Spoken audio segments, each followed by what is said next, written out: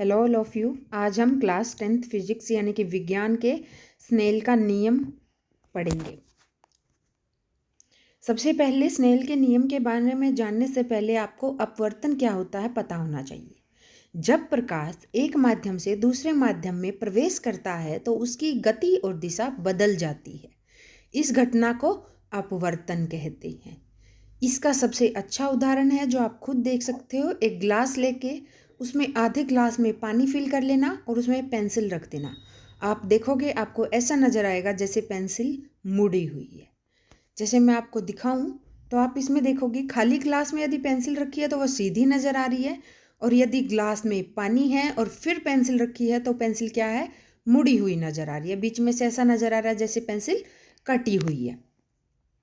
इसके बाद यदि डायग्राम की हेल्प से हम समझें तो आप देखोगे आपतित किरण आ रही है कहाँ पे, एक्स वाई, उसके नीचे अपवर्तित किरण जा रही है। तो माध्यम 1 और माध्यम 2 विरल माध्यम से संघन माध्यम में जब किरण जाती है तो वो अभिलंब की तरफ मुड़ जाती है।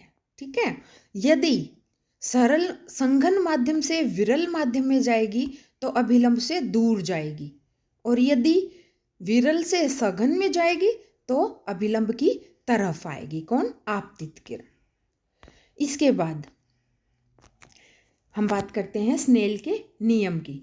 स्नेल के नियम में क्या, ये इसका फॉर्मूला दे रखा है। सबसे पहले हम बिल्कुल आसान शब्दों में समझें यदि स्नेल का नियम क्या होता है तो वो है कि पहला है कि आपतित किरण, अपवर्तित किरण और आपतन बिंदु तीनों एक ही समतल सतह में होते हैं। दूसरी बात, प्रकाश यदि कम घनत्व से अधिक घनत्व वाले माध्यम में जाएगा तो उसकी गति क्या होगी, धीमी हो जाएगी, और स्रोत की ओर वो क्या होगा, झुक जाएगा। मैंने अभी आपको डायग्राम में दिखाया था कि यदि रेयर मीडियम से डेंस मीडियम में जाएगा प्रकाश तो वो धीमा हो जाएगा और स्रोत की ओर झुक जाएगा, यानी कि अभिलंब की ओर झुक जाएगा। इसका उल्टा भी होता है कि यदि अधिक घनत्व से कम घनत्व की ओर जाएगा तो क्या होगा, स्रोत से दूर भागेगा। इसके लिए एक नियम है, वो क्या है, n1 साइन थीटा 1 बराबर है n2 साइन थीटा 2।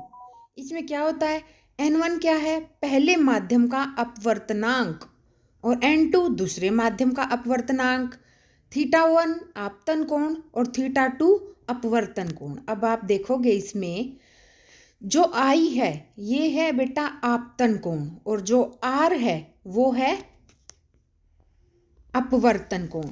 यदि आप देखो तो जो I है, जो I है वो है आपतन कोण, और जो R है ये क्या है बेटा, अपवर्तन कोण। इनको ही थीटा 1 और थीटा 2 से दिखाया गया। आपतित किरण और अपवर्तित किरण, इनको आप जानते हो। इसके बाद यदि मैं बात करूं n1 और n2, आपको दो टर्म दे रखी हैं n1 और n2, इनको समझेंगे। इसके लिए आपको सबसे पहले समझना होगा अपवर्तनांक क्या होता है। तो अपवर्तनांक को हम समझें तो अपवर्तनांक क्या है,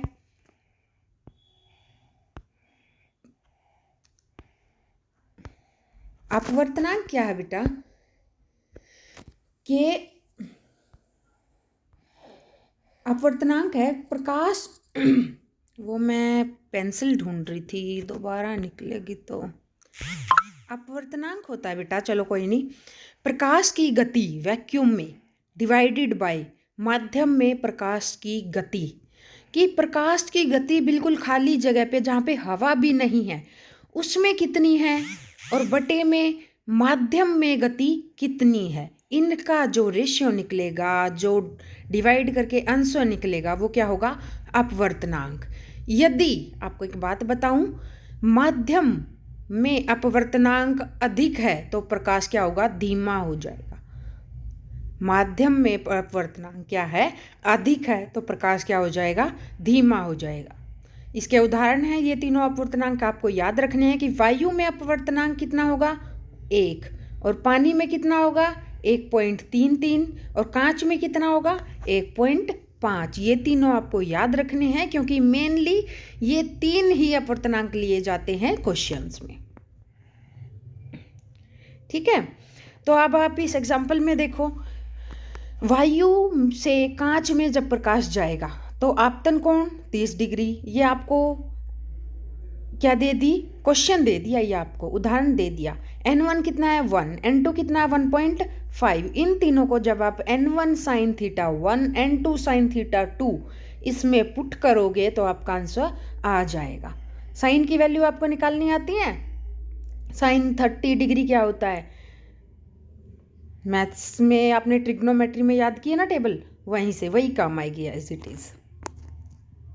इसके निष्कर्ष पे यदि हम जाएं तो निष्कर्ष क्या है, स्नेल का नियम प्रकाश के अपवर्तन को समझने में मदद करता है, और दूसरा इसका उपयोग लेंस, ऑप्टिकल फाइबर और अन्य तकनीकों में होता है।